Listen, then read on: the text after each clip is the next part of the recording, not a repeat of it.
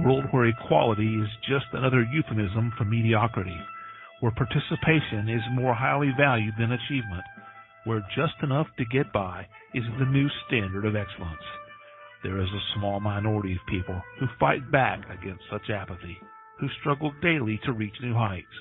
These brave few are the hope for the future, the bright shining light for the next generation. They are the ones who will lead us to the places we have never dreamed of, to the undiscovered country, to reach goals only a few can even begin to imagine. Unfortunately, none of those people could be here tonight, so kick back and relax. Prepare yourself for several hours of fun, friendship, fascinating conversation, and fabulous music. All those F's, that's an alliteration and kind of a radio trick. Speaking of radio, you're listening to the most popular radio station in the history of broadcast radio, at least among stations that originate from Chris's living room. It's Curious Times. Your host is a curious listener. Here she is, Chris. Hey everybody, welcome to Curious Times. It's Friday night. Welcome to your weekend. Of course, it's Saturday morning for our guest, Selva. It's June 23rd already, so we've had our longest day. And that is, so now it's like the slippery slope to winter time. Hey, Mary Margaret, nice to see that you popped in. So we have Selva here tonight. Just a quick note about what's coming up. I just got a note from Nick. He's going to be flying back from Boston on Tuesday, which would be his night. So he's not going to be able to be here then. But tomorrow we have Aaliyah Dawn. Sunday we have Garima. And then Monday, Tuesday will be Blank Now. Wednesday's Kathleen Moore. Thursday we have Blank. And then a week again from today it's Selva. And Mary Margaret, I guess it takes you longer to go do those kind of things when you've got a leg that's healing. And so anyway, we have Selva. She is a life translator, so she's trying to help people understand their journey.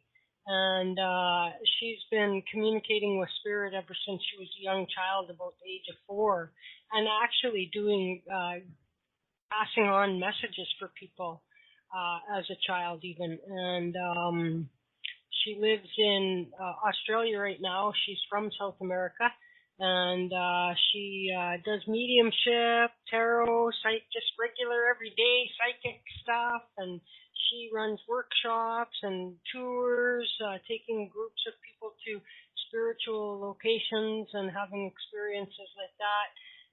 She tries to do all of this in an as affordable way as possible for people, and she's trying to make this as accessible to those seekers who would like to learn and grow in their spirituality. And some out there, they make it just so darn expensive that people just can't get involved in that way. So Selva tries her best to make it available and affordable for everybody.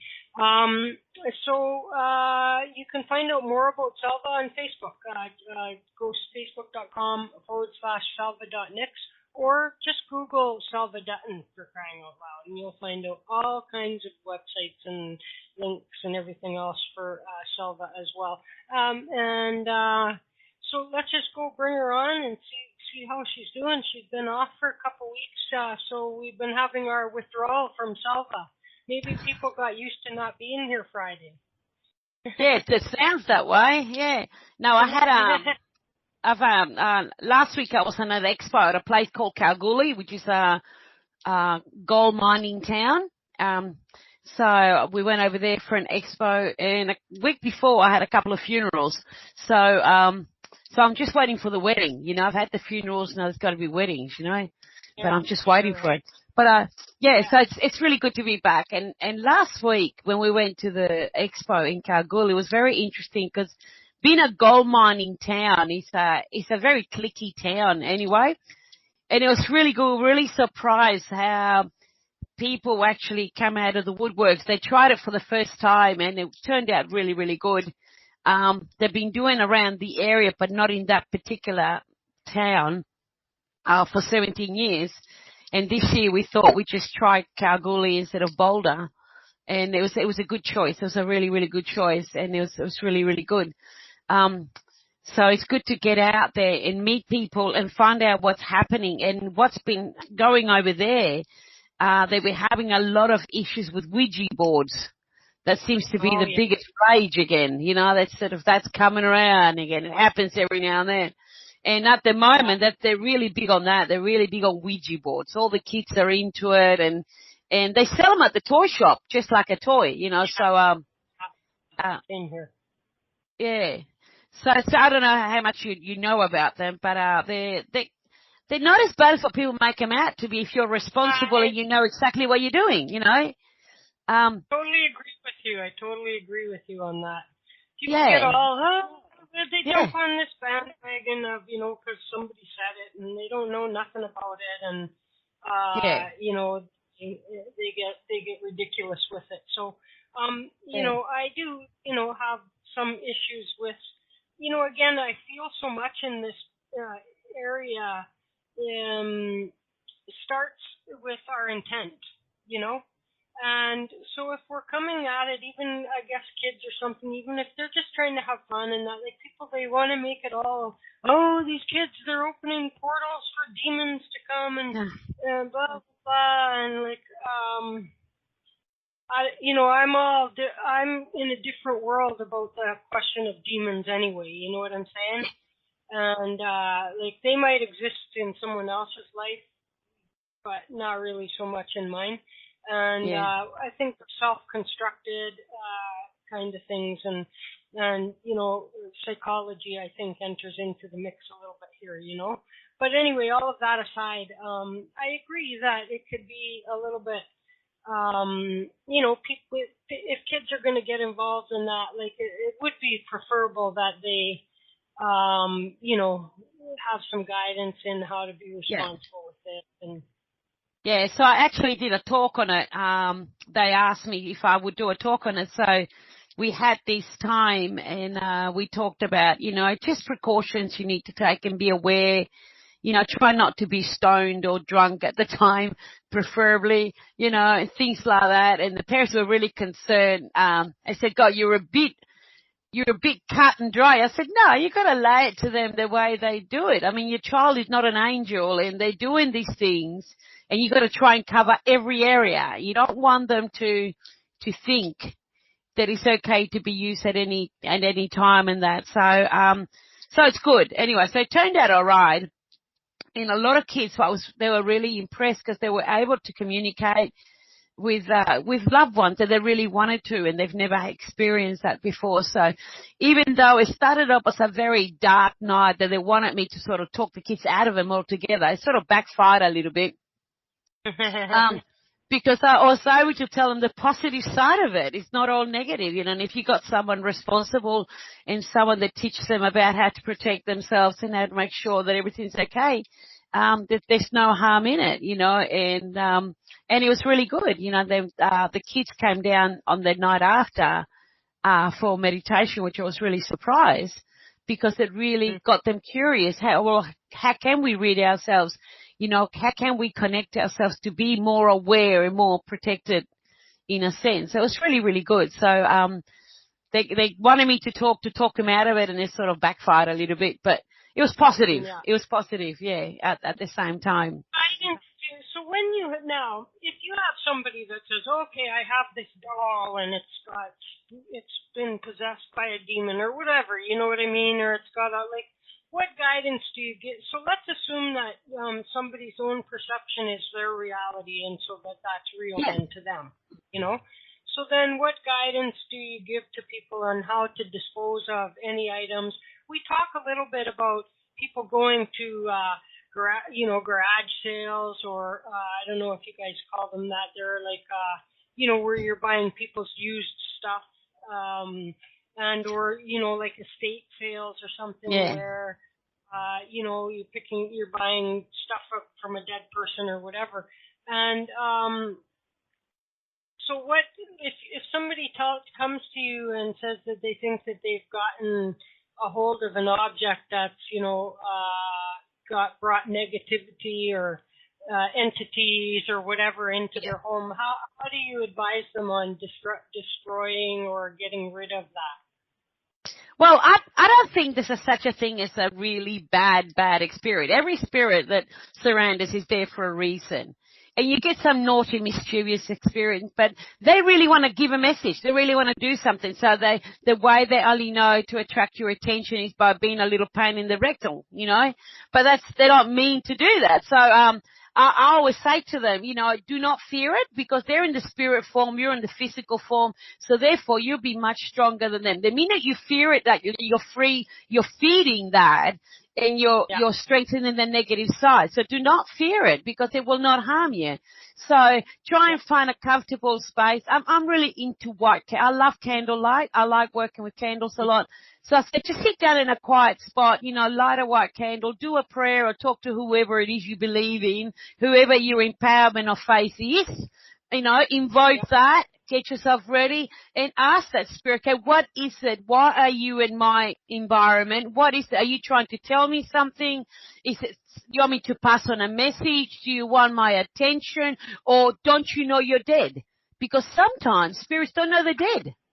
I know that sounds crazy, but it's true. Sometimes they don't know they're dead. Sometimes their death has happened so suddenly, whether it was a car accident or whatever, and they don't realize that they're dead. So, and that's usually the naughty ones. They don't know they're dead, you know. Yeah. And then you bring it to their attention and you talk to them. Yeah.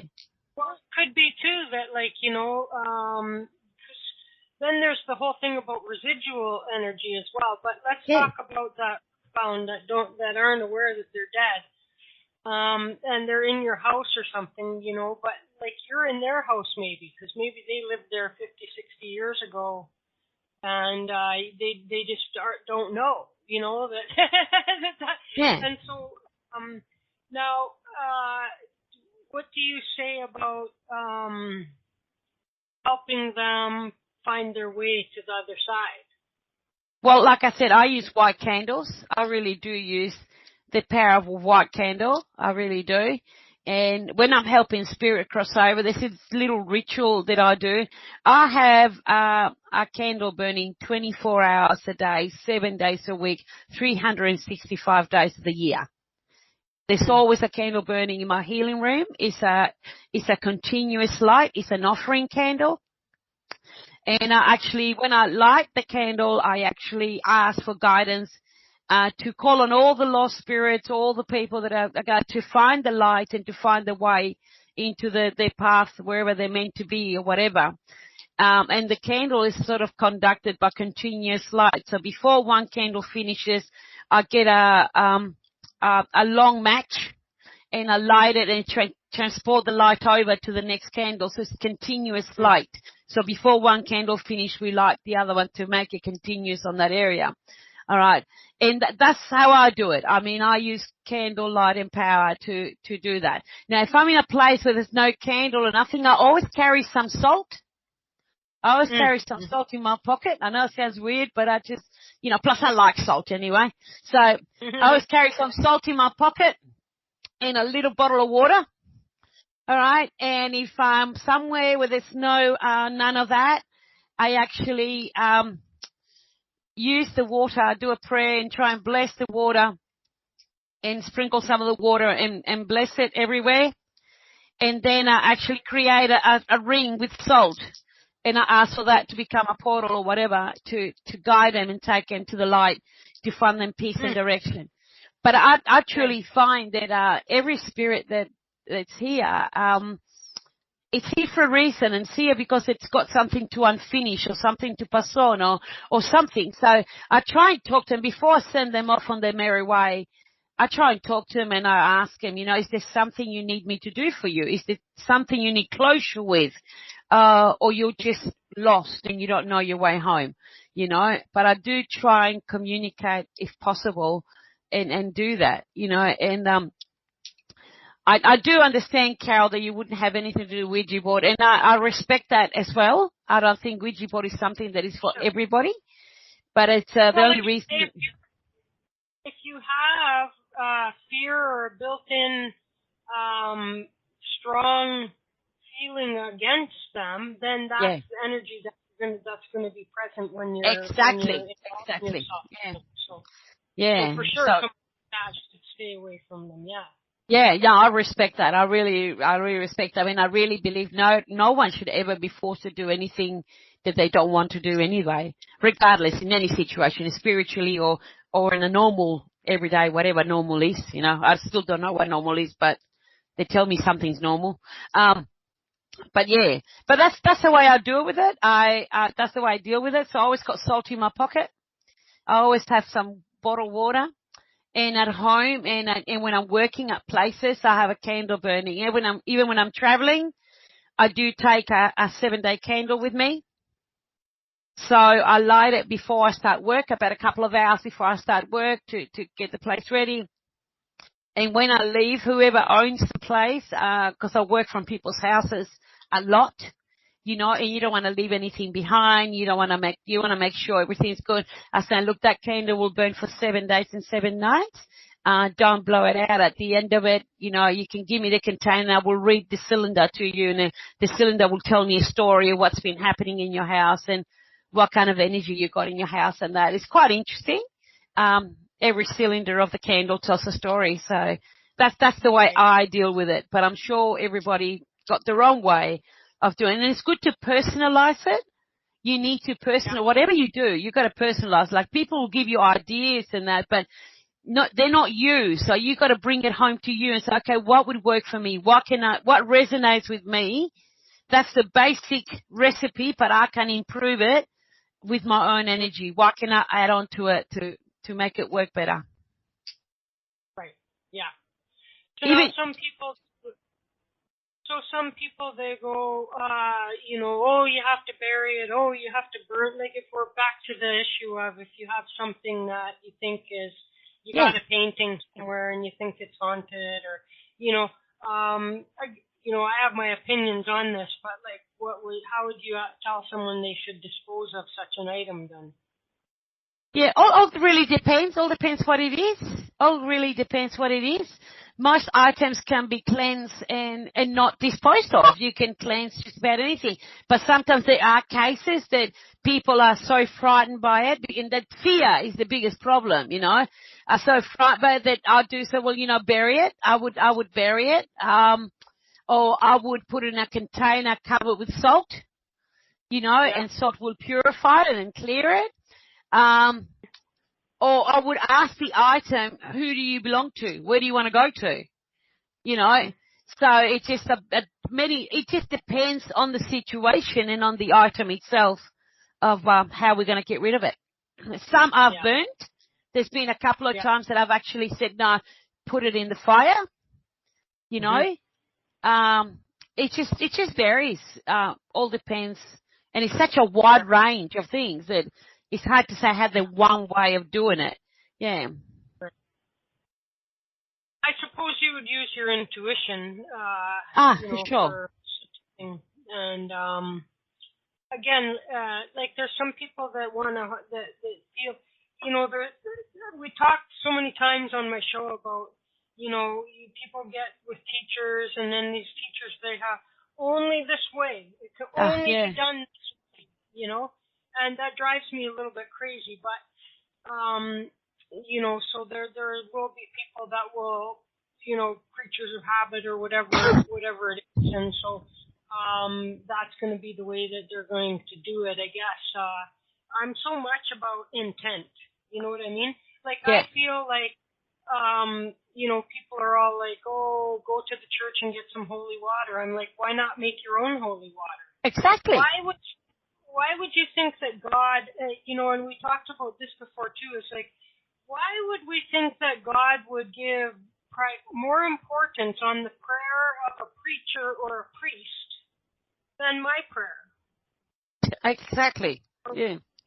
Or my request or whatever, And so I'm fully of the mind that if I need holy water, I can make my own damn holy water. You know what I mean? And I don't, and so people think I, don't take it seriously enough, or it's too simplistic.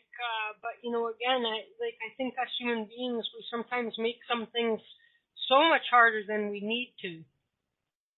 And I feel like that just with pure intent, that like this is even with Reiki. Okay, when I was taking my Reiki training, I learned how they, and with the draw the symbols and every, I don't do that now.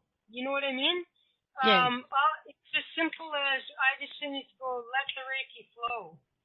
And, I'm setting my intent on who it's for and what it's for, and away it goes, Yeah.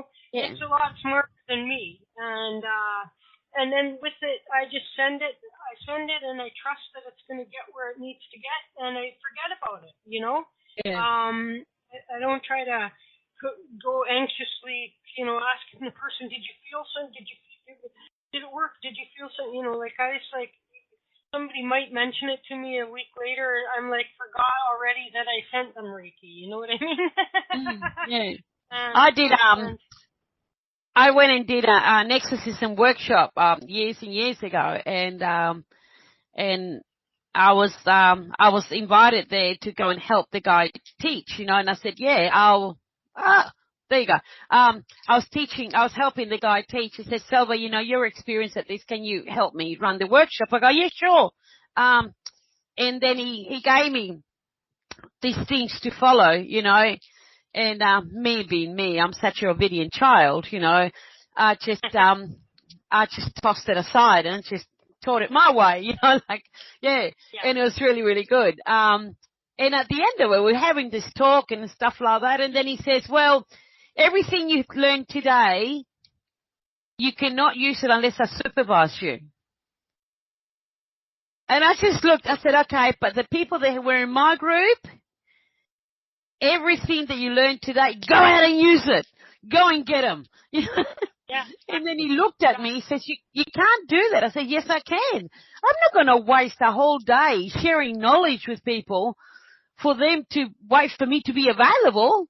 I've got better things to do to put my life on hold, Well, see, people like that, in my opinion, are coming from a place of ego and arrogance, and they've put themselves up on a pedestal, and those are the ones, in my opinion, that people need to avoid.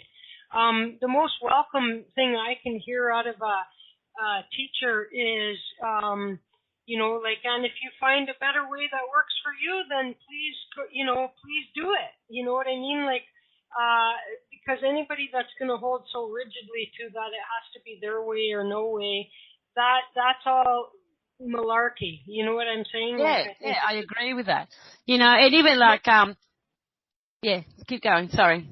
I was going to say Microsoft has taught us that, there's many, many ways to do the same thing. Many different ways. So in Word document, there's 5 or 6 different ways you can copy and paste. You know what I'm saying? And so there's that many different ways that we can all, and everybody learns differently and they apply their learning differently, and you gotta, that's why when I hear of people that are gonna go and take a certain person's, mediumship program, they all come out of that sounding like just little mini carbon copies of the teacher. And that's not any way to, the magic in being psychic or delivering mediumship messages is not in the script that you copy and use from somebody. It's in the simple, pure communication of whatever the messages are that you're receiving. And if you put more effort into constructing the delivery of it to fit a certain model, then you're missing the boat on it. You know what I mean? You're wasting too much energy and effort on the wrong thing, in my opinion, really. Yeah, it's like even when I teach people to do, when I do tarot, I do intuitive tarot workshops, which helps people open up the channel and the mediumship in that. I don't teach him the salted cross to do the reading. I don't even show him that. I actually get them to connect. So you ask yourself, how many cards do you need? You have the answer inside. I will show you a couple of spreads that I do, but I don't want you to use them. I want you to work it out for yourself. Okay, what's comfortable with you? You might decide to go in a semicircle. You might decide just to have one card and tell a whole story because you're just going to channel it all your way through and that's all you need. I said, don't feel that you got to be the way that I do it. So I'll just give you the recipe of a cake and you can add nuts and chocolates to it if you like because that's what you like.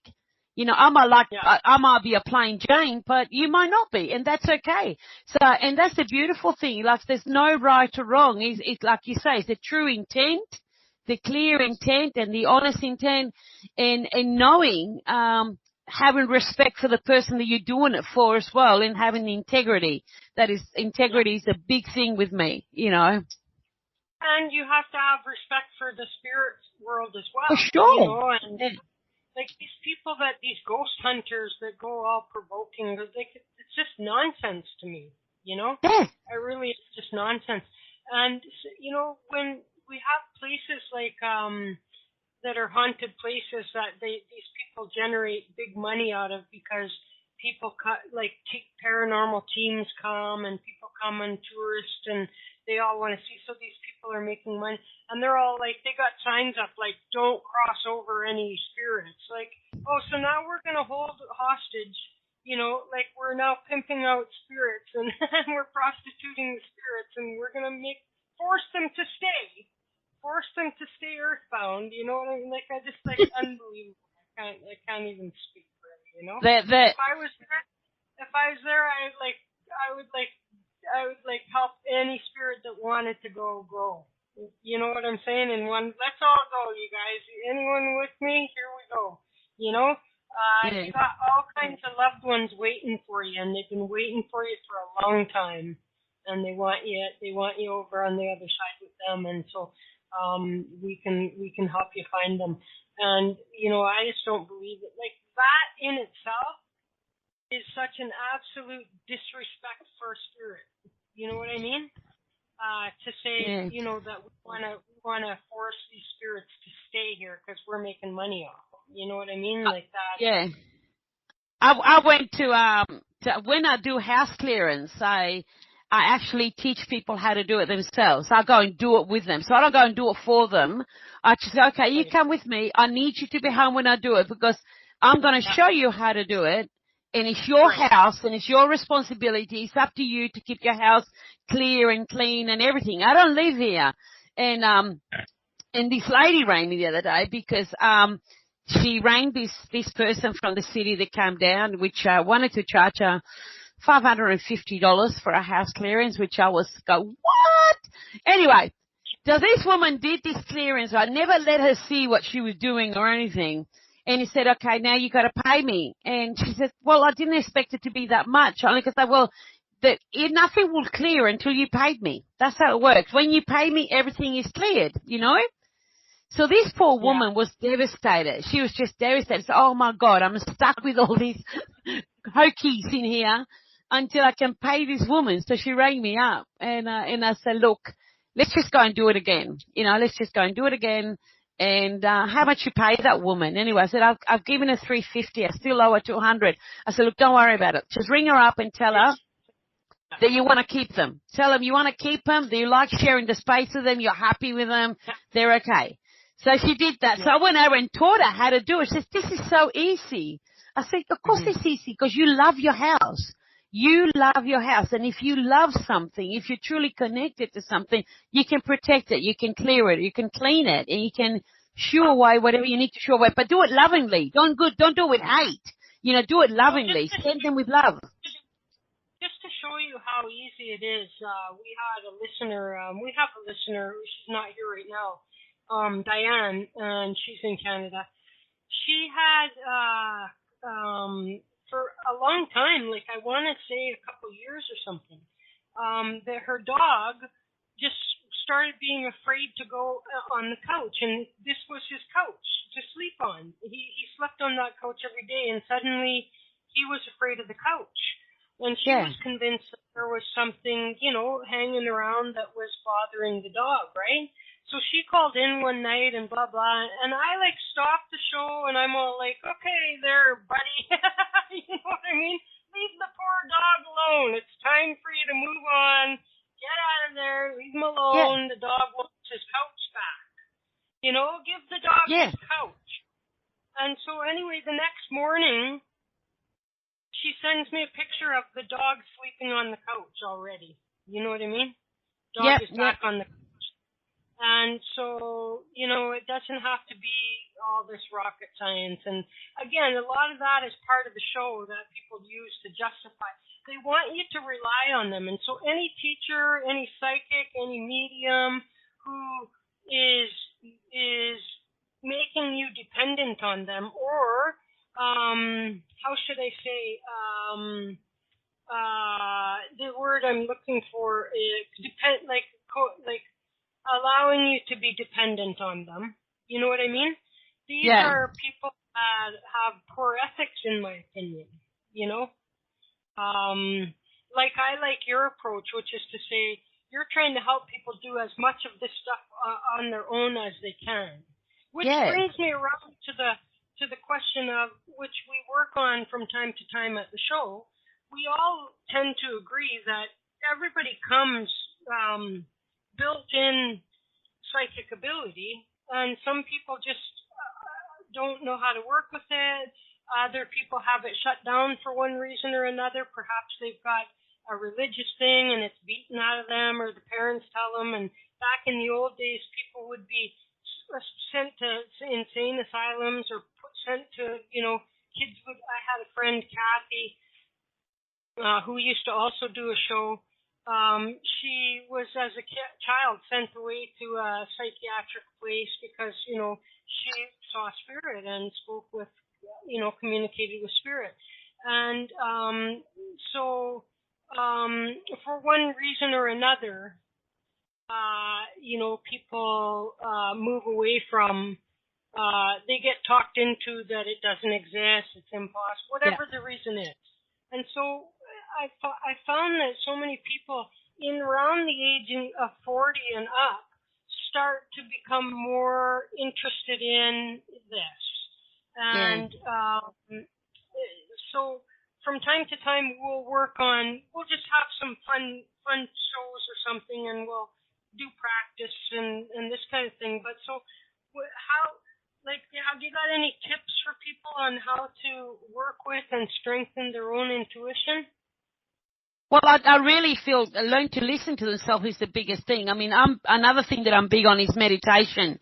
Quality self-time, I think, is very, very important. Whatever time you can invest on you personally, to spend time with yourself, to know how you feel yourself completely, will help you tremendously. Because one of the biggest challenges that I feel that people have is that they don't know what's a spirit and what's themselves. So if they don't learn how to feel themselves and know exactly how they feel, they're not going to be able to tell the difference of what spirit is trying to tell them and what their mind is trying to tell them. Because sometimes your own mind plays silly games with you as well. Especially if you're trying to help a friend out, you want to have your 2 bobs worth as well. So if you can actually know the difference, how to feel. So I do some meditation exercises that I do with people, that I get them to actually sit and feel themselves, and I also give them items to feel. I say, you feel that and compare that to the way you feel inside and the difference of it. And then I'll do like pictures or things like that. So I get them to know the different energies of feeling, so they can actually know the difference of their own personal feeling and the external different feeling as such.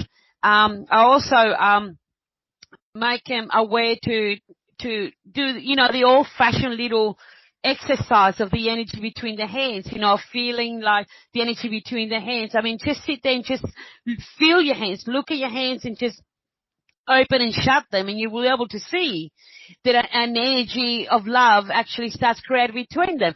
Feel that energy, because that energy feels very similar sometimes to the energies coming in. So it's like just the feeling side of it. I work on that a lot with people. Probably if it's only a day workshop, it's only for the first couple of hours. It's really get them to feel, get them to understand, get them to digest that feeling, really get it deep inside. And then after that, we start doing different exercises to grow from there. That's why I do it, but I'm sure that many other ways to do it as well. I also do a mirror exercise as well, so, I get people to learn to look into their eyes and truly see their soul, not their face. There's a bit of an exercise we do there as well. So it's a lot of practical exercise more than anything. I think that in some ways it's about, paying attention too. Like, I think that we get so busy and we get so embroiled in whatever we're doing. We don't realize how many times in a day that we actually have been psychic, or that we have been, that we have already known, and maybe for some people it just happens so innately that that they have no way of, but if you pay attention to it and, start to, even if it's a little tick mark on a little note paper or something, each time that you realize that, like if all of a sudden a song comes in your head or something, and then you're driving down the road and you see like the words of the title or something like that, or then something come across something that directly links to that song, then you've had some kind of an experience there probably. And so I suppose that if just as an example, I went to pick my husband up from darts the other night, and there's a guy there. He never talks to me, this guy. Very rarely. He'll say hi. I go, hi, Rob. Hi, Selva.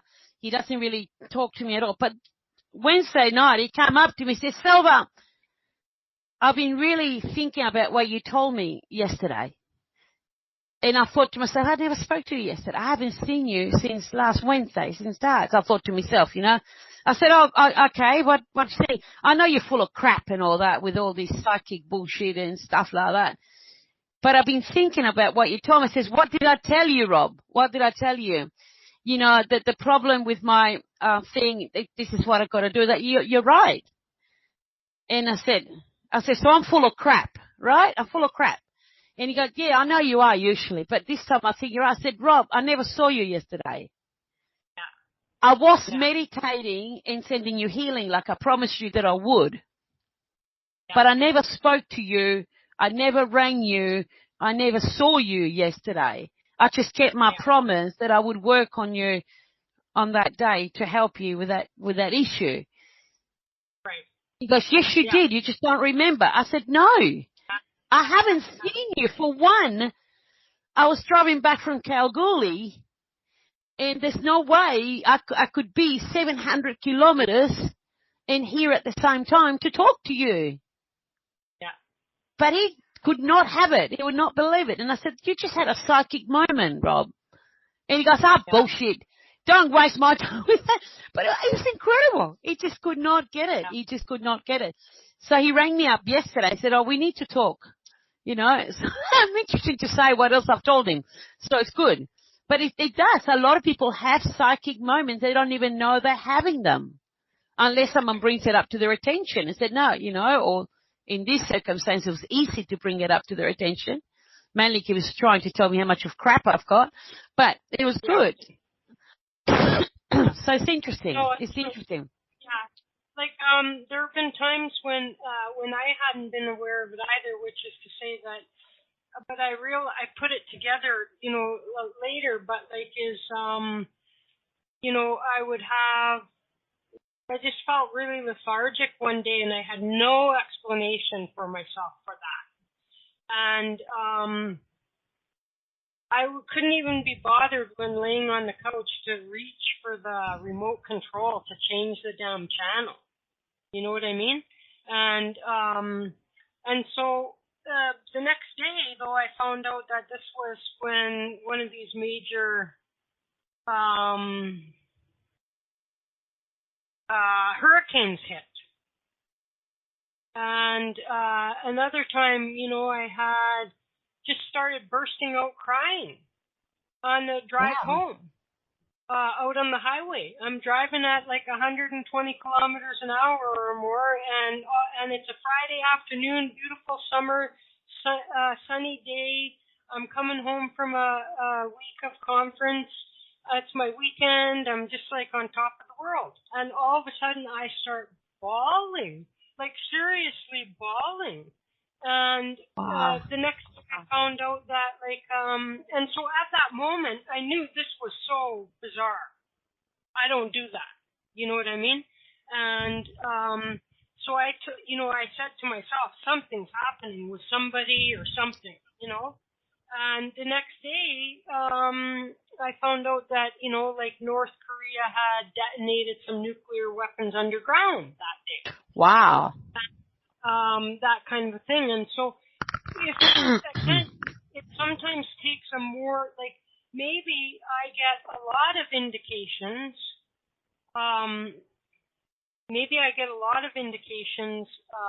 that are more subtle. You know what I mean? And in which case I don't, it doesn't make me stop and go, what's going on? You know what I mean? And but in those times when something major is going on and I am noticing, then I can usually trace it back. But again, we have to be paying attention in order to draw the link, you know what I mean, to it. And so I guess some people would talk about take notes or journal or make just a small notation. You don't have to write a book about it or whatever, but and then check it out after, you know what I mean? Test it out. I guess we have to usually I think, do you think that it's we have to convince ourselves more than anybody else?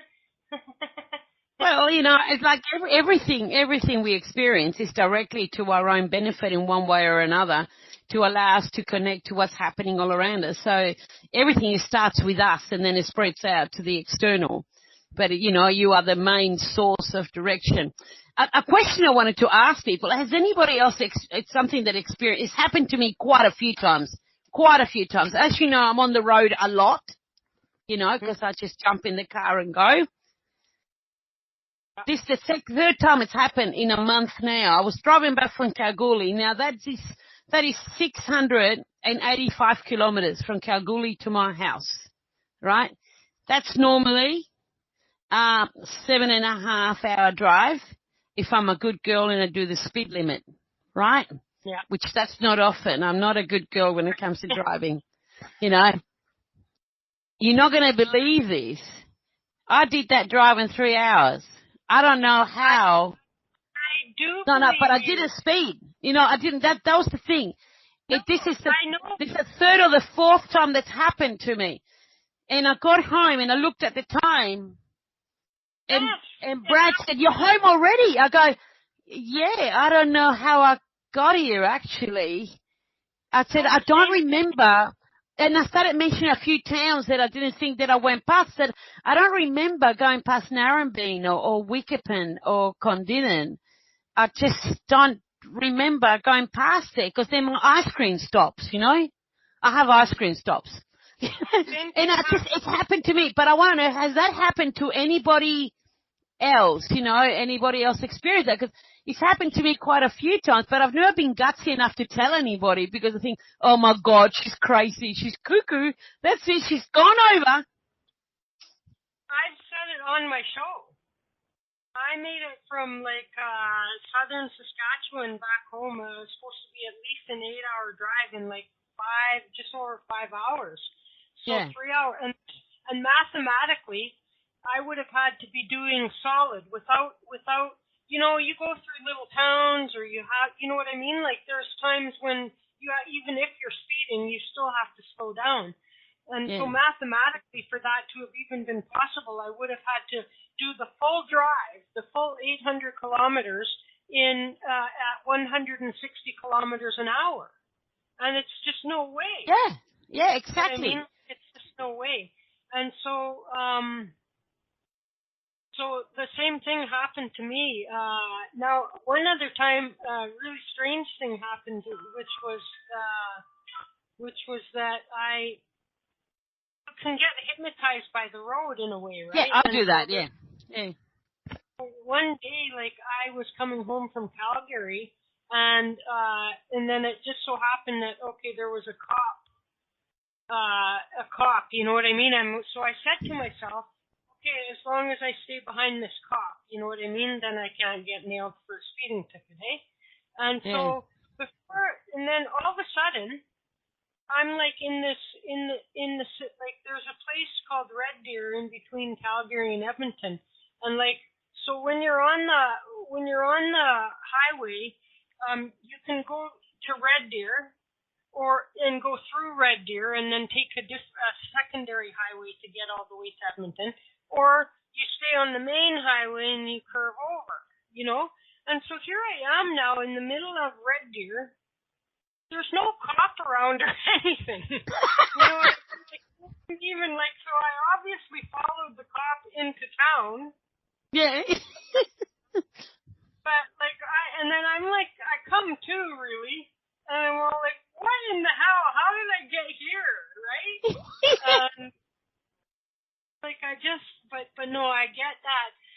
I used to know somebody that talked about, something that they called blinking, which is so speeding up or slowing down time. All right. So, but it was kind of done. You had to kind of do it backwards than what you would think.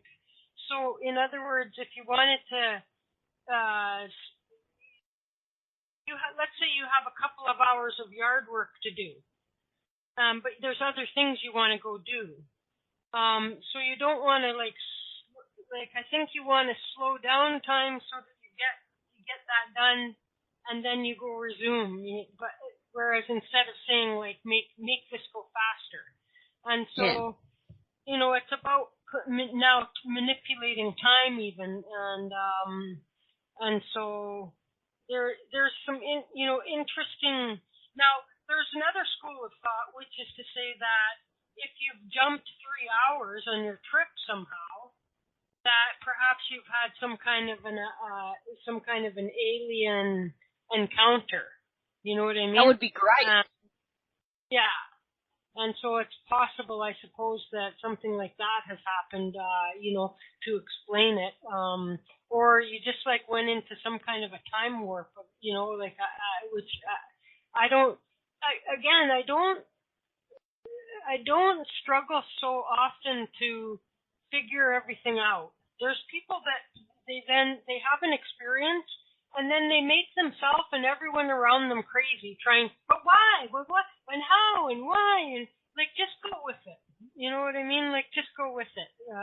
Some things you just aren't going to be able to explain, but you're going to now spend the next month trying to figure out why something happened.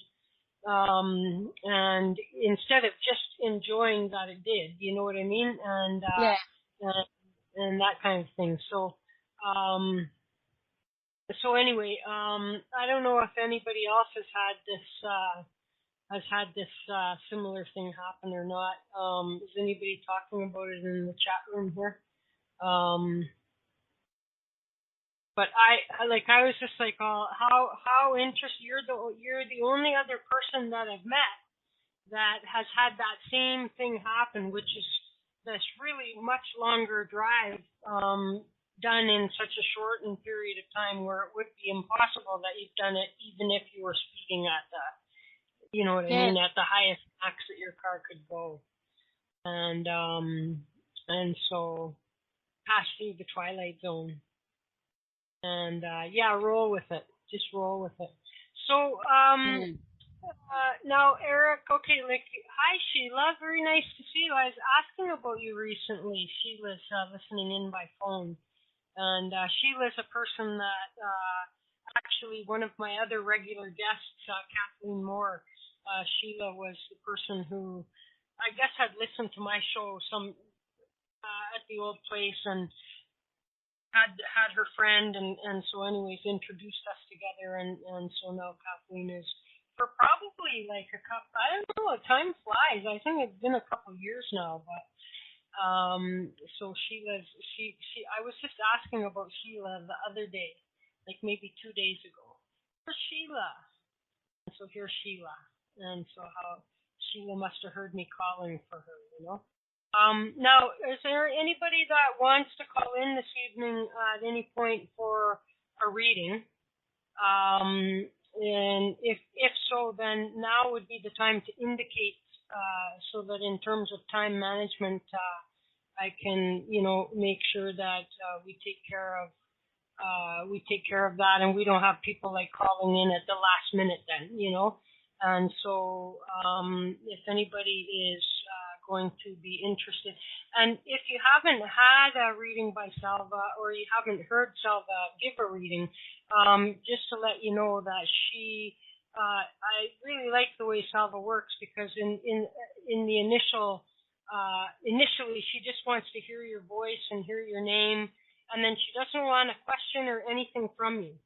She just wants to be able to deliver whatever message that she's receiving for you, and then after she's finished delivering that information to you, then you're free to ask her a question or questions at will. And so, but she doesn't want there to be any lead. You know, sometimes with the question we know what's a person. You know, am I ever gonna get a job? Oh, I feel that you've been unemployed for a while, and you know, like that kind of stuff. And so, am I ever gonna find a boyfriend? Oh, I think you've been single for you've been looking and wanting a relationship so bad, haven't you?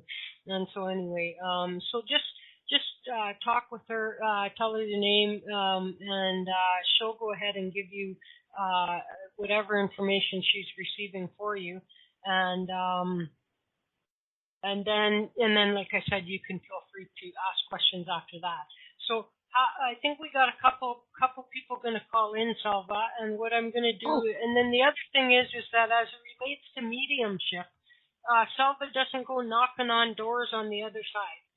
Looking for your dead uncle. So if somebody that you know is crossed over and wants to send a message to you through Selva, then she'll send it. She will deliver it, but she's not going to go looking for it. And so don't ask her to contact your grandma. You know what I mean? If grandma's there and grandma has something to say to you, then Selva will pass that along. So having said that, let me take a song break. And I see you, Christy, and I see you, Eric. And so we'll get to you guys after the song, and then we'll see where we go from there. So I'll go ahead and mute Selva, and she can go and do whatever she wants to do, and and let me just like quickly scroll and stop, and we're gonna. Oh, it's so funny. Not the song that I wanted though. Oh yes, it is. How? See, there you go. I have like hundreds of songs in my playlist. You know what I mean? And so earlier today, I was like, Olivia Newton-John, that one about the dolphins. She does this song about the dolphins. And I swear to God, I scrolled down, stopped, boom. It was right there. Olivia Newton-John, The Promise. And so I'm going to play it. Must be a reason. I love listening to dolphins, you know. I love that chatter. I love that so much. And so it's funny that song came to me today, and then I just scrolled boom down, and that's the song that was there. So there you go. There's my little intuitive exercise for the day for myself. quick shout out. Hi, Amy, and Brittany's there. Hi, Brittany and Christy Sargent. Sheila, very nice to see you. Marie, always nice to see you as well. And Eric is here too. Eric was the first guy here, and the first person, besides Selva and myself. And Wildflower Wind is there again, but not listening, so I don't ever understand that. But okay, let me bring Selva back on. Hi, Selva. So you ready to take these couple callers? Yeah, and thanks for the Olivia song. I love Olivia Newton-John. I love it. I reckon she's an amazing woman. And if you listen to a lot of her albums, there's a lot of messages and a lot of work. It's like that Hands Across the Sea. I love that song. You know, it's all about unity and the world. It's all about healing and that. So she's good value. Good value. I love to meet her. Oh yeah, I know. Hey, she's more than just the let's get physical. Let's get, so many people. Or the Greece, like she was amazing in that too. But you're exactly right. And I've always been, even from when I was younger, a person that was drawn more to songs and music that had meaning, that you could understand the lyrics to, and I feel music. You know what I mean? And so I guess maybe in a way I must be in some ways perhaps tuning into the writer of the song, and even when the performing artist is different from the person who wrote it, sometimes that song touches the performer in such a way that you feel it.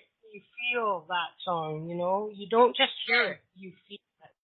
And so anyway, all right, well, let's go ladies first, and let's go get Christy. Hi, Christy. How are you? I'm doing all right. Can you hear me? Yes, I can. Good to have you here. So this is your first time hearing Selva? Yes, it is, and I could listen to her speak all night. I love your accent. Thank you. Yeah, well, Australians will tell you that I don't sound Australian, so it's pretty cool.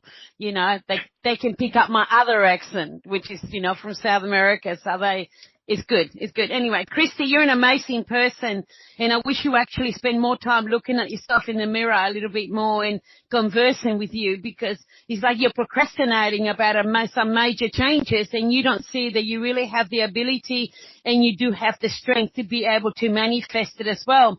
I am a little bit concerned about your lower throat area between the esophagus and when the throat finishes. A bit of a blockage in there. So to drink a bit of hot water might not hurt, but I think a lot of it is because your throat chakra is blocked because of something. There's something you're biting your tongue about, and you're holding yourself back to express something.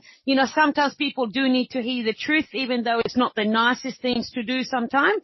But sometimes we've got to be cruel to be kind, to bring clarity and bring delivery to what we need to sort out.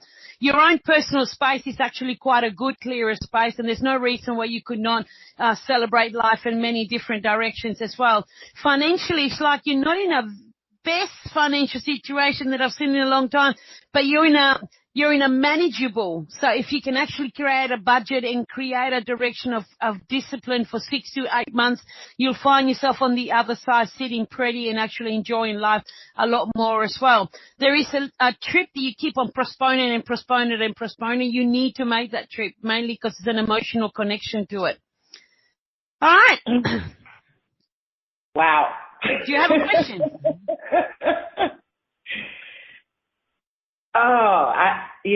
There's no one's ever left me speechless before.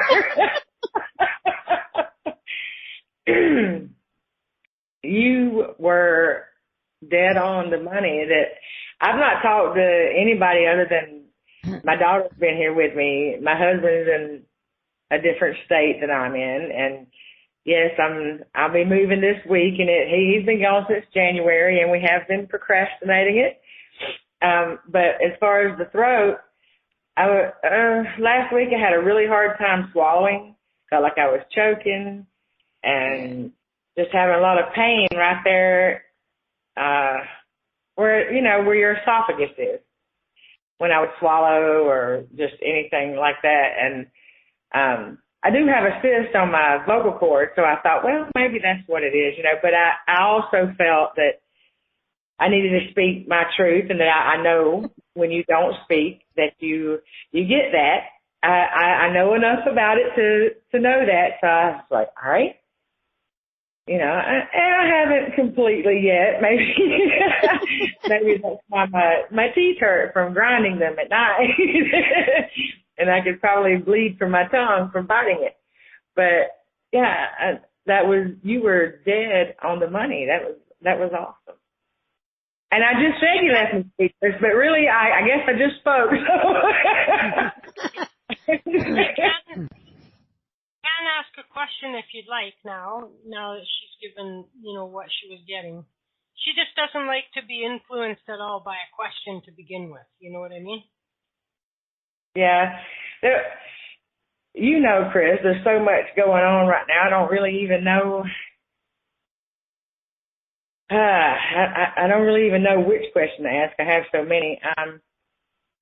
But just like last night, I think I'm concerned about when the move happens. I really want to work, and I'm trying to figure out my path on that because I can no longer do what I was trained in.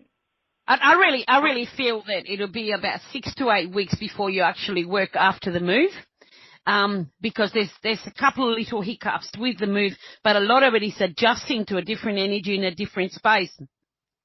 Your husband is a very funny man anyway. So, and it's like what he says and what he does are two different stories. So you're just gonna have to trust yourself and go with the flow a little bit after the move, but it'll be 6 to 8 weeks. And it's like suddenly a spirit wants you to work. You're an extremely talented person, but it's like you wait. I don't know what the hell you wait for, but you wait. But I do feel that, a spirit wants you to work. So therefore about 6 to 8 weeks after you move, it's like you will start meeting people and suddenly the conversation will come up and like it's got, oh my God, yeah, I was just thinking of that. And it's like you trust yourself, really trust yourself because the move is delayed. It's not timely. You're really behind schedule on that, but you're finally moving, which it makes it the time is right now to create the move and change if necessary as well. Also, it's like you're going to have to digest disconnecting from some people as well. You know, you're going to become aware that after you move, 6 weeks, even though it's such a short period of time, you truly are going to become aware people that do keep in contact with you and people that don't keep in contact with you, people that don't keep in contact with you. So therefore, it's like it's going to be challenging for you because then you're going to become aware, God, you know, the people that I didn't think would keep in contact with me are the people that I'm going to be connected and the people that I thought won't. But that's because you've outgrown so many things and you don't like letting go of anything, Chris. I mean, you're a funny person. You don't like letting go of it. You want to keep everything. You want to keep everything okay. You know, and you can't do that forever because everything has its lifespan and everything has its transition and move and direction. So now you're going through a new transition, a new space, a new direction, which is going to open up so many other doors. And your knowledge that you have, you've been so lazy at doing it, you know, but it's because you fear judgment, you fear rejection, you know, and the biggest thing I try and tell people, especially when I tell them, we never, ever get rejected. Never. That does not happen. People, when they say no or they don't accept, they're just letting you know they're not the right people. So, all right, don't cook with them. Go and cook with someone else. But the right people will work with you, will run with you, will skip with you, will dance with you. And the wrong people will not take part of it. So don't hold yourself back because of one person not accepting, because that's not the right person anyway. You keep going and trust yourself and follow your truth, and you'll see doors will open because your life has been at a standstill for 2.5 years, and it's time to put a bomb underneath you and get you going. Ooh. Okay, now I can't say you're the first one that's made me cry. And I don't like doing that, but, yeah, wow. Next thing you're going to tell me you're human. I'll be damned. I reckon I am. Ooh, your 2.5 year statement, yeah, it has been. It's been, and wow, Yeah. That's all I got. And thank you. You're welcome. You're welcome. Love and light. Love and light to you too. Luck with your move. So, are we going to see you before you move, or will you be back after you're done, or what's the deal with that? I heard a little bit of what you said. I think I know the answer. We're not moving for a week, and hopefully the Comcast will be set up when I get there, but you know how that is. So yeah, sure. Okay, well, come back. I know you're going to be busy. It's crazy busy to try and pack and move and do all that. So get everything done. So we'll keep our eyes out for you. Have a safe move and everything else like that. And if I don't see you before then, and we'll see you when you're back or when you're there. Chris, one more thing. Christy, one more thing. Christy, wait, one more thing. When things get too much, this is our own personal thing. I use this myself, and I use it often. When things get too much, go to the toilet. All right? The dunny. No, I'm serious. I'm really serious here. The dunny is a holy place. And what happens, you go to the toilet and you sit there quietly, right? And you breathe in through your nose and out through your mouth. You do that 3 times, really nice and deep. And as you do it, you ask for you to release all the tension, everything is there. It only takes 2 seconds, 5 seconds. The reason I recommend the dunny is because nobody will bother you there. It's the only place where people will leave you alone.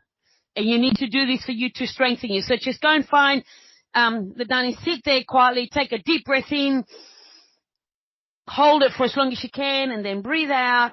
And do that 3 times. And you'll see, you'll come out there and everything will be clear. It's like you'll see everything clear, everything forgot. Yes, I know what to do. I know how to deal with everything. So if it gets too much, go to your hidey hole. All right? It will do. Will do, Selva. Thank you. I will do God that. Bless. God bless you. Thanks for calling. Take it easy, woman. And so that's good. So now we're going to go get Eric. Hi, Eric. Hi, Chris. Hello, Selva. Hi, Eric. You got a lovely voice. You really got a nice manly voice. I love it. You got this beautiful penetrating energy. So you're a person that I could listen to for a long time. You got a beautiful vibration. You're also a very good writer, and writing is better for you than actually speaking, because sometimes you do tend to get tongue-tied on what you're trying to say. And it does show that it's important to put your thoughts in paper. You don't have to show it to anybody. You don't have to tell anybody. This is just for your own personal benefit, because it does show that you do have to do an important speech or a talk regarding a situation reasonably soon. And it's like you need to get all your thoughts in order on that space. And maybe if you could practice just writing things down. And as you write it, just say it out loud as you write it, and that will help you listen to yourself, understand your thoughts, and translate them accordingly, because it's like you get very muddled up with your thoughts there sometime, and then you start thinking, I hope it comes out right, I hope they understand where I'm coming from, I hope they don't misinterpret me. It's like you get so concerned about the delivery because in the past it's like you have been misinterpreted on that space. Also, this shows money and papers going through your fingers, so you are going to go through a bit of a reassessment on your financial structure, and you're going to look into it a little bit deeper of how you can make your small amount of money work for you a little bit more on a more pleasurable way as well, which is really, really good. I'm also a little bit concerned about your right hip for some reason. I don't know if you're favoring it or what, but it's not the hip itself, even though the hip's the one that's actually a little bit sore and delicate, but it's coming up from your left shoulder, so it's a crossover element that is happening there as well. So if you could get a good massage, a good body work by someone that you can trust, and while they're doing the massage, if they don't do Reiki with the massage, just lay there and sort of talk to your guides or whoever you believe, and ask them to allow this person to deliver the healing necessary for your body to be balanced and be directed. You can actually call on that, and the spirit will work through that person if they need to, or they come separately as well. Questions, young men? Okay. Interesting when you mentioned the hip. I think I had bad posture. I was sitting in this chair with my right leg crossed over my left leg, Okay. which probably was affecting blood flow and energy or something. Regarding the speech, do you think that could relate to the job interview the phone interview I'm supposed to do on Monday, or is it somewhere? Okay. It's something of great importance, so it probably is to do with the job, because it's something that you're really worried how they're going to understand me, so it probably is to do with the job, because it's like I said before, it's something that you're going to be worried. I hope they don't misinterpret me. I hope they understand where I'm coming from. I hope I've delivered myself very well. And because it is for such, you need to be able to research and sound knowledgeable a little bit of what the job's about, which you are very knowledgeable anyway, but you need to deliver it as if you eaten that piece of cake already. Right. So when you go for the interview, don't go there as an interview. You go in there to see your colleagues at work. You're already working with them. All right? Mm-hmm. And it's like they're seeking your opinion. Go with that frame of mind and you'll be more comfortable, and sort of dress like if you are working already. I'm ready for work and you just say, look, you can see I'm ready for work and this is what I've got to offer and I feel that I am important for you and you need me. You do need me. And because but it's like you have the knowledge and it's like they really got to understand where you're coming from, but it's like you need to sort of practice a little bit, put it in writing for yourself to get it so you know and you understand it clearly. But it does show it's a speech that is really going to base your future and is very important to you. So I wouldn't be at all surprised if it's not that job on Monday.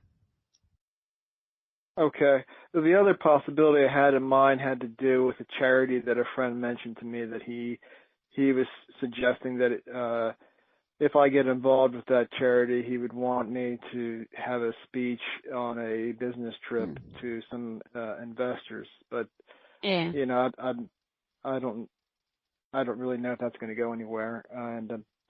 But regarding the job, do you have any feeling about whether or not that company would be a good fit for me to work at? I'm very sorry. Something you need to feel yourself, because you are a person. One of your biggest problem you have is that you adapt to things very easily, and you can do just about anything. All right, but you're yet to learn to put you in the equation of the decision. So the best answer that I can give you regarding that, I'm not going to say yeah or nay, is I want you to close your eyes and I want you to see if you can visualize yourself, you can actually visualize yourself working there and being there and being part of it. If you can actually see yourself doing that job, if you can feel that job is good for you, not so much of anything. But I do feel that whatever the case is, you are going to be a very busy person, and I do see you employed, but so sometimes things don't work out on the way we plan, all right? So go to that job confident, but whether the company is right for you or not, it's like whether you can visualize yourself being part of a team, whether you're able to pull off and go there in the interview. Like, I'm not going for an interview. They've already hired me. I'm here with colleagues discussing matters, discussing me being the matter, Look at it as if you're going for a promotional interview, not just a job interview. But I think mostly you need to learn to visualize yourself, because you're good at everything you do. People ask you for help all the time because you're one of these people that you can do it. That's the only handicap you got, and you probably think, how can that be a handicap? But it's a handicap because you do things so easily, and you don't equivocate to put you in the equivocation of it. You leave your energy on the external instead of the internal. So if you really want to get a job that you will become passionate about or become part of you've got to learn to put you into the equation of that job in that direction. Do you understand? Okay, that's a good. I believe I do. Yeah, I do. I really appreciate every you telling me what you did. And, Wonderful.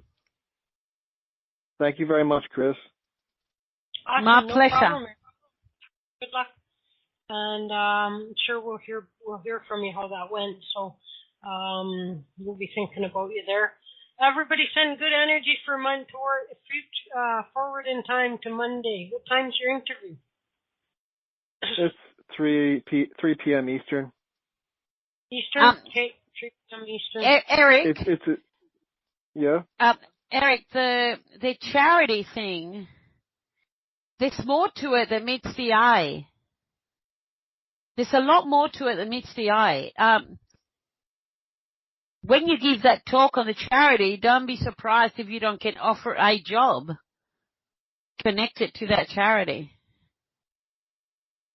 So Right. My friend suggested there is something there. There is something there. It's like you're going to find yourself in a pickle, my friend, because you're going to, for the first time in your life, I feel you might have the opportunity to have two things that you truly are interested in it. And that's where really the visualization of the self of doing what it is and the passion will really overrule the thing. Because I do feel that you might have to choose between two different things, but the charity rings me that there's more to it than meets the eye. There's a lot more to it. It's not just a speech you're giving. There's sussing you out for something. Right. Okay. Yeah. I had a feeling like it could be a foot in the door to something bigger, but I don't know enough about it at this point. Yeah. Regarding the interview, Monday it's a phone interview, but theoretically they would ask me for a in-person interview if they thought they got a good impression from me from that. But yeah, I guess if you say a pickle, I don't know if you mean like, say I get this job and then this charity thing comes along and I can only do so much. Yeah, you're going to have to choose between two things that are really good things and you won't know which one to pick. Yeah. And then you'll be what if I pick that one and then this, but then it doesn't, and I give up this one to go get, and then that'll be the dilemma that you have. Right.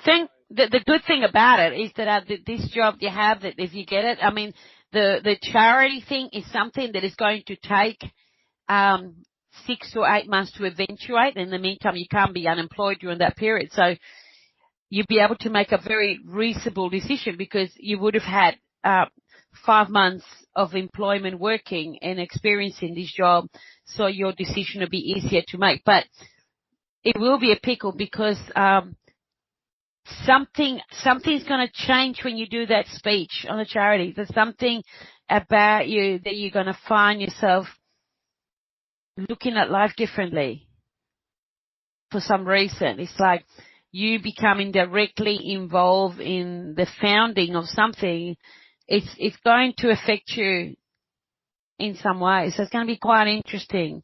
But I don't feel that the decision time will be until about 4 months' time, but I do see me deliver in 6 months' time. So wherever you are, if you decide to go with a charity, you'll be able to give them 2 months' notice and live in good terms if you decide that. Or the charity will have 2 months to find someone else of whatever you decide, whatever the choice is. But either or other, it's like your world is changing, my friend, and it's like it's finally time for you to virtually find your purpose, so to speak. So it's actually quite interesting. Enjoy the ride and embrace every experience. Enjoy the ride because you are going to learn so much about you, that you're yet to accept. Yeah. That's very inspiring. So are you saying at this time you think the speech you were talking about initially is more about the charity or the interview? I can't, like I said earlier, I can't really answer that. All I got was a speech that you were giving that would really it really will be important for you to deliver yourself properly for people to understand where you are coming from. And it was something that was going to affect you on the course of your life. And both do, one way or another. But it's a very important speech because you're giving part of you in that speech. That would be so, yeah, in either case. Yeah. Okay. Well, best of luck, my friend. Best of luck.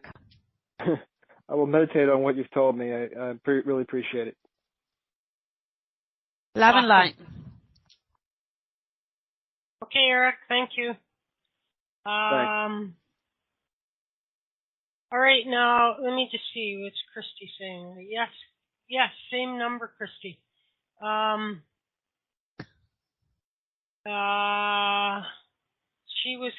Sheila, I see that you're there. If you want to talk to Selva, just press 1 on your phone right now and say hello. Otherwise, I'll assume you're just listening, Sheila. Now, I'm just going to try and see in the chat. Christy, is your daughter going to call or no? Yes, sir. Hi, Corrine. How are you? Oh, she said no. Okay. Yeah, I know. Well, that's an interesting thing, though, too, Selva, is sometimes people are intimidated to get with a quality psychic because they are afraid that psychic's going to be right and what the psychic's going to say. Because really, oftentimes we know what it is. You know what I mean? And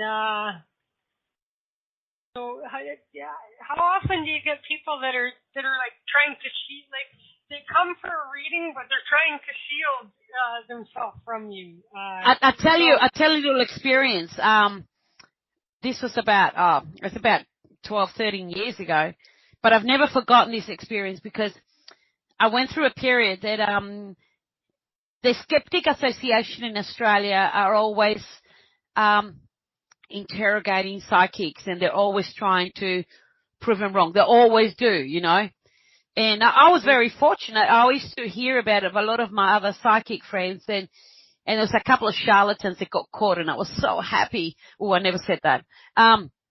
Anyway, and this guy came into my house. In those days, I used to read from the front porch in my house, you know, because my kids were young and I did work from home. So, oh God, this was about 20 years ago. My kids were young. Anyway, God, I must be getting old. Anyway, and this guy came in. He walked up. This guy booked an appointment on the phone, like they all do. And he came up and he walked. And I noticed that he walked up, you know. And I said, okay, how come you walked up? He said, I've got the bus from Bunbury. And I looked at the time. I said, gee, that's funny. The bus doesn't come until 5 o'clock in the afternoon, and it's 3 o'clock now. And we only get one bus per day. And he goes, oh, no, this is a special service for the high school. I go, yeah, okay, whatever. Anyway, so he came in. We were talking, you know. And I was telling this stuff, and this guy, he just couldn't believe what I was telling him. I couldn't believe it either. I was listening. I was going, because, I don't hear it before I say it. I hear it when I say it. So after it comes out of my mouth, that's when I hear it for the first time. So I'm learning about them as much as they're learning about themselves, or I acknowledge it. So I never know what's going to come out, you see. And then this guy was telling him, and then I remember saying to him, I said, you know, you park down the road, and where you parked, there are some little undesirable people that are there, and they're not going to likely to have a BMW in front of their house when they can't afford to eat. So you probably will go and find all your tires are slashed. And he just laughed at me, and he said, "I've got you. You're a fake." I said, "Okay, fine." I said, "It's fine. There's no worries, you know." I said, "What do you mean I'm a fake?" He said, "Well, I'm from the Skeptic Association, and I'm out to prove that all your psychics are pretenders and taking advantage of people." I go, yeah, that's okay, that's fine, but could you relate to what I was telling you? He said, oh, that's irrelevant. Anybody could have told me that. I said, okay, fine. It doesn't matter. But anyway, so here's the phone number to Tire Power, because you will need 4 new tires. And he didn't say, he just laughed at me and he left, he walked out. And then I said to my husband, let's go for a drive. Let's go for a drive. I want to see this. I couldn't help myself. So I went there for a drive and there's this guy walking around this beautiful BMW. All tires were slashed. The 4 of them, they're completely slashed, So I pulled over and I said, hi, how are you? He looked at me. I said, would you like a lift to Tire Power so we can organize and get in change? And he goes, no, I'm fine. It was so funny. That's just like, and it's good. I reckon the Skeptic Association is doing a very valuable job. I really do, because there are a lot of phonies out there. But there's a lot of beautiful, genuine psychics out there as well. So I just had to share that. It was so funny. Yeah, that is funny. That is funny. I often, and then you get people that deny. In fact, I used to have a caller that was every time that a psychic was saying something that would put them in a good light, you know what I mean? They would be all like, oh, yeah, you hit it right on the head, and all this kind of stuff. But as soon as they pointed out that the person needed some, they needed to address a certain thing that they were responsible for or whatever, they're all like, no.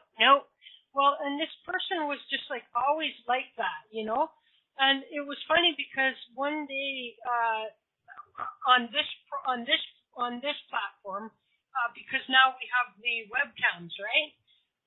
So here's the person, all sitting like this, with their arms crossed, and going, no, you know what I mean? I'm all like, there you go. That's exactly what I thought that the person was always doing. Hey, I had a guy, his name was Michael. He was an amazing, we became really, really good friends after this. But he came for a reading one day, and Michael was a very naughty man. He was very naughty. Anyway, and I gave him a reading, and there was nothing good about the reading at all. It was just all this stuff came out, which was not nice. Michael is 6'8", so he's a big guy. He's built like a trunk tree. He's solid. He's just big, And he got up and he slapped me. He actually slapped me, And I go, okay. So I took the tape. In those days, they used to record in a tape. So I took the tape out and I gave it to him. I said, take the tape home. And he said, how much are you? I said, no, you can shove the money where the sun don't shine. Yeah. So anyway, so he left, and he went to his house and, he chucked the tape on the table, on the coffee table, and he said to his wife, Jane, listen to this crap. I will never go to a psychic again. Just threw it on the table. She just told me nothing but lies. Anyway, so Jane sat down and listened to it. And then she said, she rang me up. She said, thank you, Selva. And I go, why? For being slapped by your husband? And he goes, look, I've listened to the tape and I will come for a reading myself now. And I said, you're going to hit me too? He goes, no. He said, no, thank you, because everything you said, it is true. It's 100% true, but Michael doesn't want to hear it. So I'm going to make him sit down and listen to it. And I'm going to make sure his mum's there when he listens to it. And he's going to have to listen to it. Now, I scored really good at that. That's probably the best paying job I ever done in my whole lifetime, because they had a clothing shop. It was all made of hemp clothing. They had a beautiful hemp clothing shop, and he listened to it, and naturally he realized that I was right. I mean, I wasn't right. The spirit was right. And he came back 2 weeks later, and my late husband, he was 6'1". So, and I'm only 5 foot nothing. So, I'm a short thing. So actually hid behind my husband. I said, don't let me get near him, And Michael said, no, I'm here to give you something, Selva. I said, what? I said, first, I owe you an apology. And secondly, here's $2,000. Come spend it at the shop. Get yourself some clothes from our shop. $2,000 worth.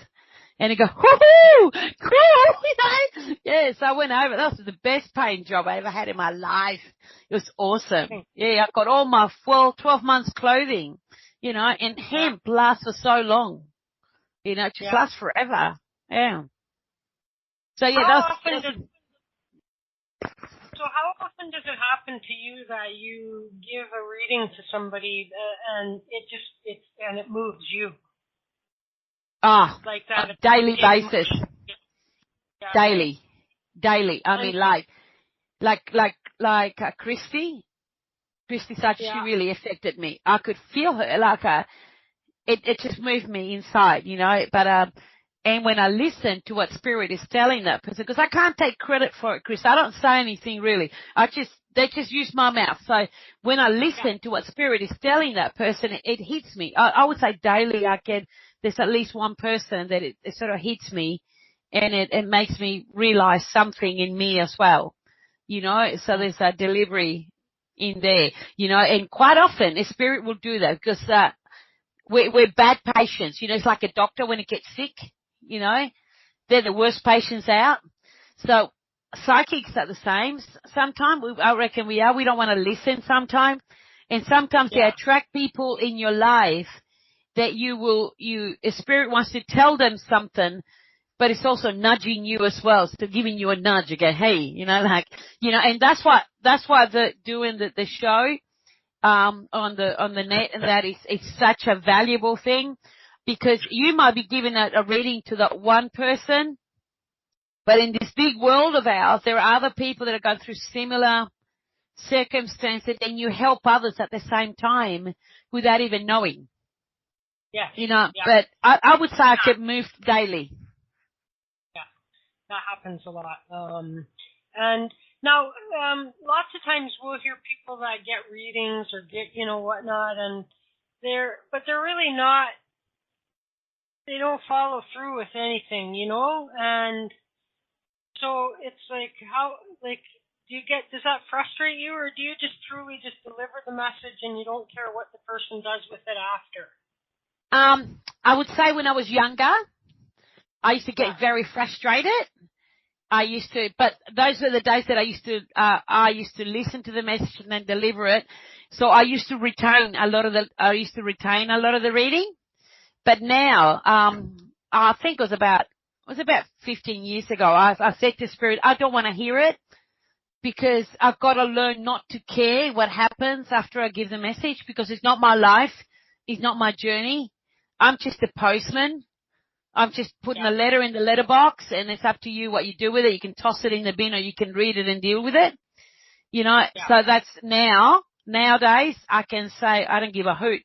I just tell you, I just deliver the message, and it's up to you whether you do what you do. I can't make you do anything, and I don't feel responsible for it in that sense. I deliver it with love and integrity as much as I can, and then it's up to you what you do. But before used to affect me tremendously, so much that I'd be worried about people, and I'd be ringing them, are you okay? Are you coping okay? Is there anything that I can help you with? And I said, I can't do that. I just can't do that. When you're seeing 10, 12 people a day, it's very that's what's draining. The work itself is not draining. I can work 24 hours and I'm as happy as Larry. But back then, I used to get drained, not by the work. I used to get drained by being in stress about people, about situation. Like, I've been doing a lot of work with, in the rehab space with, people with naughty habits, and they used to worry me the most, because I used to go, God, are you going to be able to be strong enough to say no?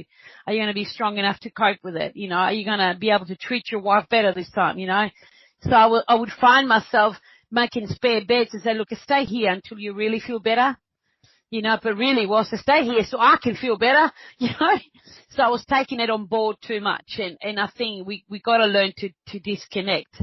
You can't save everybody.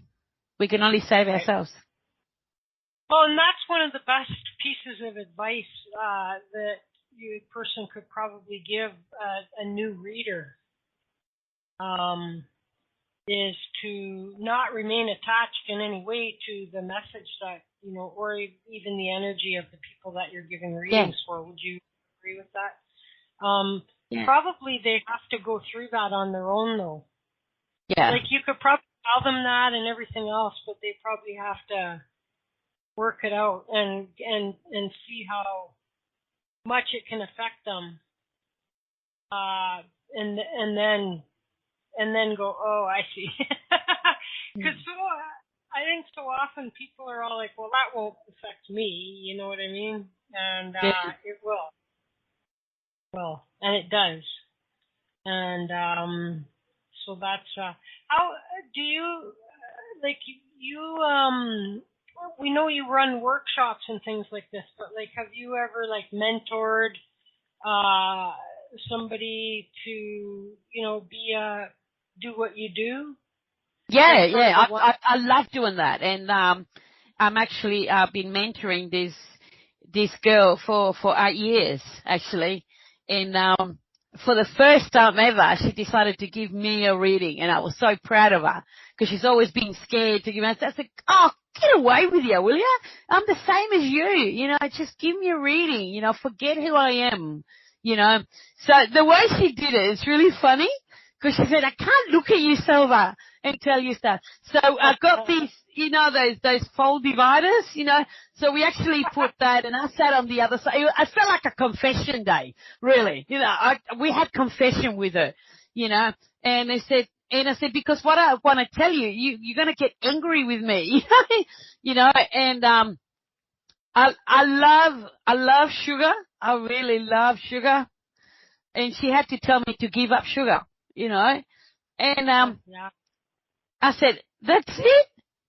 That's what you worried about? I said, yeah, but I know how you like your chocolate and you like your sugar and your coffee I said, no. I said, I might like all those things, but if tell them to tell you why, I need to give it up. If you give me a good reason for something, I would always give it a go, Anyway, so from last Monday, I haven't had sugar at all. And I haven't missed it. I just went cold turkey. I go, no, that's it, I'm supposed to sugar in beer, but that doesn't matter. Can't taste it. But I've given it up. I just gave it up. I just go, no, that's it, but I was so proud of her. I was really so proud of that. And when I go away on trips, she normally does readings here while I'm away. She holds the fort, so she'll do readings for me and stuff like that. And I've been trying to get her to get in contact with you and because she's really good. But she said, oh, no, I can't do that. I said, look, you don't have to ring up to do readings. Just ring up and have a chat. Just have a chat.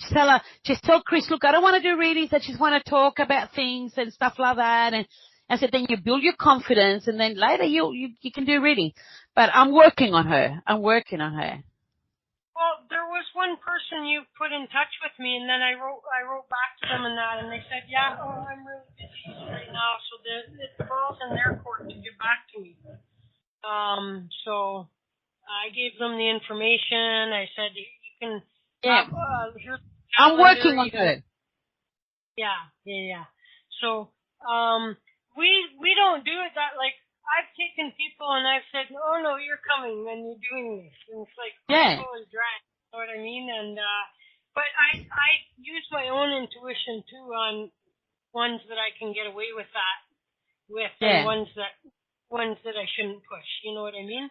And, it's gone well every time, and so, but part of it is just to like let it go and do it, I guess you just have to let it go. Like, you have to be okay if someone says, no, that's not right.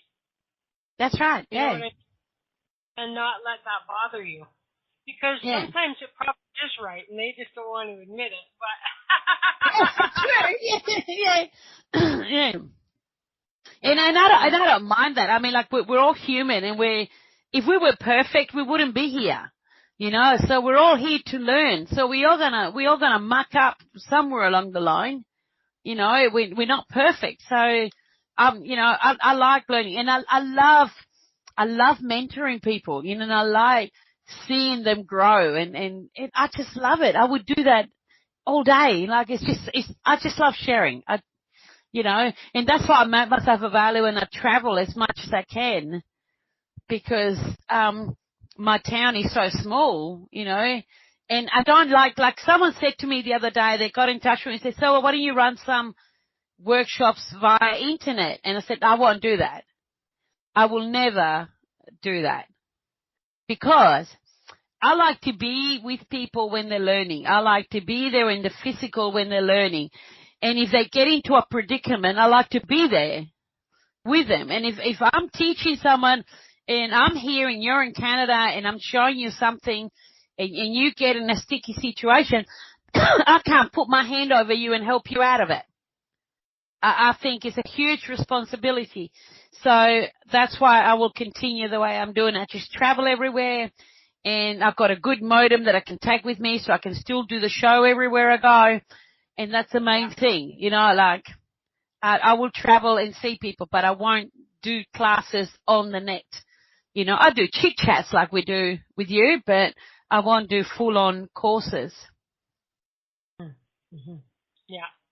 No, well, and that's, you got to do whatever, you know, you're comfortable with, and you take you on the great responsibility of it. So, it's got to work for you, and so that's good. That's good.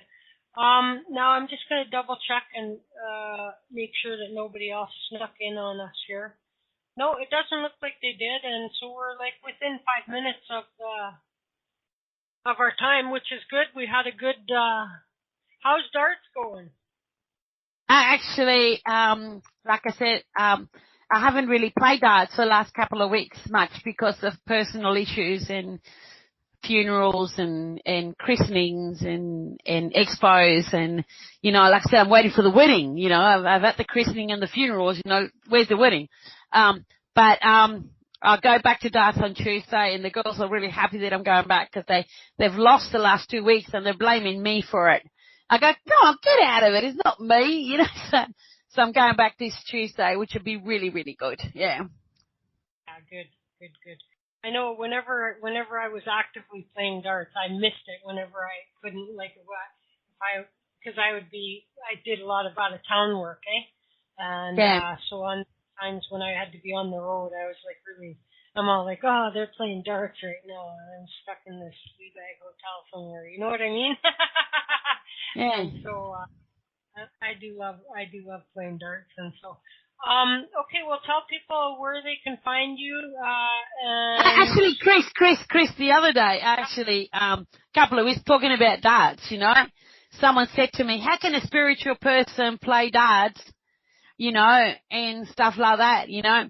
And I said to them, I'll show you how I can use darts spiritually, you know? And they go, what do you mean? I said, you just watch.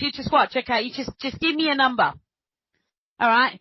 Give me a number that is in your head, and I will, if I get that number, I will tell you what that number means to you. You know, so I did a reading just playing darts to someone the other day. It was so much fun. You know, like, and this guy, he kept on giving me 16, and I kept on getting a 7. You know, and I said to him, come on, mate, but something you're not dealing with. There's some emotional thing that you're not dealing with. You've got to really look into that. You know, and he go, oh, no. And I went back. I said, okay, then. Let's start that. And then I got 21. I got 777. And it says, see, it's multiplying and it's directed because of 3 people. I found a way to actually use my dartboard, which I love so much, to actually suss people out. No, that's awesome. If I ever do come to Canada, I'll show you, Chris. I'll show you how to do it. Yeah. Yeah, well, definitely, for sure. That's I can already think now that you're saying that. It's just like when I took Reiki, like, you know what I mean? Like, there's stuff that I didn't think about that. And so, could see some applications. Yeah, it came about because he said, you reckon you can do a reading out of anything that I touch? You know, I said, how about darts? I said, sure, give me your darts and I'll throw your darts and I'll tell you what comes up. You know, that's cool. That's so cool. I was really have fun with that. Well, that's just the thing though, is like, it's, you know, I've had people in the past, you know, that like, you go, like, they would read macaroni, you know what I mean, or cracks in the sidewalk, you know what I mean, like they read anything, and it's just about tuning in. I often say, like the tool, it's sort of like I equate it to like a witch who has a wand. Like the magic is not in the wand. Yeah. So if the wand helps them focus their intent, then I'm all for it. As long as they understand that the magic does not reside in the wand. And so similar, like with tarot cards, it helps you to focus on. And so some people, so therefore you could use just about anything, really, if what you're doing is using that as something that's helping you focus. And it's almost like a crutch in a way for some people. Like if a lot of them, they don't need that. They could just put that all away and just go freestyle. You know what I mean? Yeah. But it's like training wheels or something for them. They feel safer, I guess. That's why I've used tissues. Just tissues, just normal everyday nose tissue. You know, as long as they're clean. You know, I won't read a dirty tissue. You know. So just get a tissue out of the box, hold it, and just give it to me, and I'll read it to you, you know. And it's like you can use anything that transports your energy and connects you, you know, it's like, that's the way it is. So now, in a way, that's a little bit like psychometry, and so, like, here's a question, and then we'll wrap, but let's say that you purchased something that was made by, you know, some sweatshop factory's child labor kid, you know, that's suffering or whatever. Like, have you ever had it where you bought something and you've tuned into the maker of that item? Yeah, we actually, that was only 2 days ago, actually, funny enough. There's a lady that she went to an auction. She went to an auction and she bought this beautiful Indian ring, you know, and I said to her, wow, you got to get this item price. You got to get it priced because this piece of jewelry is worth a lot more than what you paid for. It was actually paid by someone that was actually very disabled, and he became very famous in India. And he actually, I could see him doing royal jewelry. You know, and as I say, he's done a lot of research, so he's very well known, and his initials are in the ring itself. And I thought, I thought that might have been the initial of the first person that owned it. I said, no, that's a stamp. That's actually a stamp of his initials, you know. And so look it up. And the lady actually got in touch with the History Society and gave his initials on jewelry. And they actually came back to it and this guy, he made this jewelry and he could see, but he only had, his hands were the only thing he had because he had no legs and his hands were actually deformed as well. So there was a big story written about him, about how he used to make this jewelry, and they couldn't work out how he made this jewelry because his hands were so badly affected by his illness, you know. But yeah, he became very well known in India, and that ring was worth a lot more than what she paid for. So she was very happy about that. Yeah. Awesome. That's cool. So now let me ask people. Dan is there. Hi, Dan. How are you? So now, are you guys wanting overtime, or is people calling in to just chit chat, idle chit chat, or are we going to wrap it up right now, you guys? Let me know. A job? Childcare. I don't think I could just see you doing that, yeah. Are you No. kidding me? It would not be fun. Yeah. See, you know. And so what I'll do is, like, if you want to hang out and see if people just call to yak, I don't know what your schedule's like right now or what, but I'm going to play a song. I'm going to give these guys a little bit of a chance to come for overtime, but otherwise I'll just wrap it. And but I'll play a song. You're okay with either? Okay, and people are starting to leave actually. So Corey, Amy's gone. All my talkers are leaving. You know what I mean? Yeah. So I'll tell you what. Let's wrap it. So you can find Selva on Facebook, selva.nix, and just Google Selva Dutton, and you'll be back here next Friday. Have a great, most enjoyable conversation with you tonight as usual, and hope you have a great week, Selva. Thank you. Yeah, and the same to you, and we'll talk again. Yes, indeed, we will.